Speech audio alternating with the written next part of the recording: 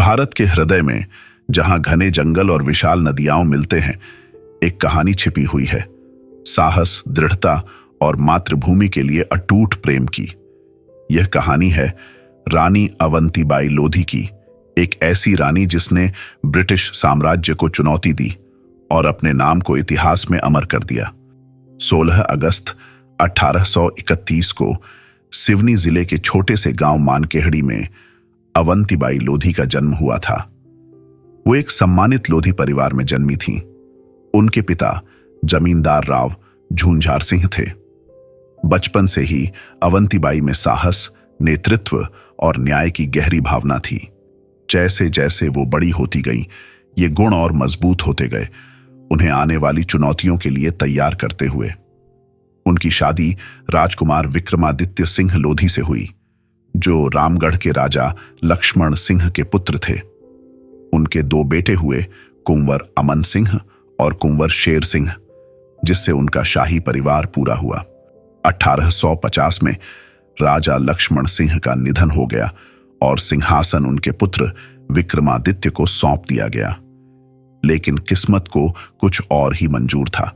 युवा राजा बीमार पड़ गए और उनके दोनों बेटे अभी नाबालिग थे, इसलिए राज्य की जिम्मेदारी रानी अवंतीबाई के कंधों पर आ गई। एक रानी और मां के रूप में अवंतीबाई ने राज्य के मामलों को बुद्धिमानी और करुणा के साथ संभाला, लेकिन उनका साहस तब और परखा गया जब अंग्रेजों ने रामगढ़ को कोर्ट ऑफ वार्ड्स के तहत ले लिया और प्रशासन के लिए शेख सरबरा हक्कार को नियुक्त किया। अवंतीबाई ने इसे अपनी सत्ता का अपमान समझा। विदेशी शासन के आगे झुकने से इनकार करते हुए अवंतीबाई ने रामगढ़ से अंग्रेज अधिकारियों को निकाल दिया। पति के निधन के बाद उन्होंने अपने राज्य और प्रजा की सुरक्षा की पूरी जिम्मेदारी ली। उनकी ये कार्यवाही केवल विरोध की नहीं थी, बल्कि गहरे देश प्रेम की थी। उन्होंने राज्य के किसानों को ब्रिटिश निर्देशों का पालन न करने का आदेश दिया, जिससे उनकी लोकप्रियता और बढ़ गई। वर्ष था 1857, एक ऐसा वर्ष जो भारतीय स्वतंत्रता संग्राम के पहले युद्ध के रूप में इतिहास में दर्ज हो गया। जैसे जैसे अंग्रेजों के खिलाफ विद्रोह बढ़ा, रानी अवंतीबाई उसकी सबसे प्रबल नेता बन गईं।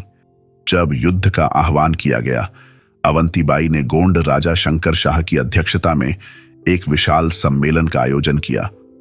उन्होंने आसपास के राज्यों के राजाओं और जमींदारों को कांच की चूड़ियां भेजीं, एक पत्र के साथ जिसमें लिखा था, या तो मातृभूमि की रक्षा के लिए कमर कस लो, या घर बैठकर कांच की चूड़ियां पहन लो, अपने धर्म की शपथ पूरी करो।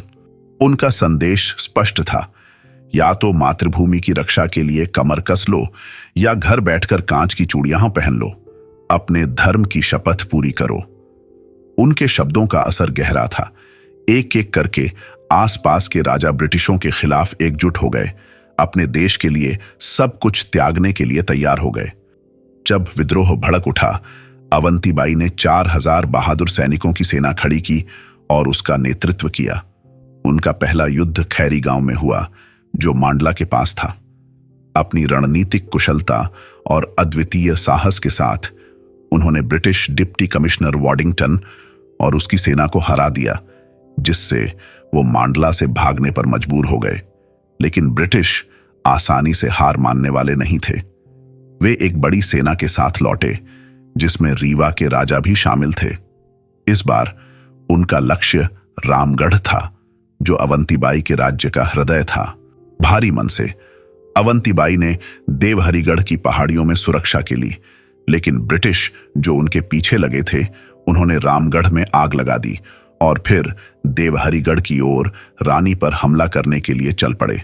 संभव बाधाओं का सामना करते हुए अवंतीबाई ने गुरिल्ला युद्ध का सहारा लिया, अपनी सेना का नेतृत्व किया और अपने राज्य को बचाने की कोशिश की। कई दिनों तक उन्होंने और उनके वफादार योद्धाओं ने बहादुरी से लड़ाई लड़ी, लेकिन ब्रिटिश सेना बहुत मजबूत और बड़ी थी। यह महसूस करते हुए कि हार निश्चित है, अवंतीबाई ने मातृभूमि के लिए अपना जीवन बलिदान करने का फैसला किया।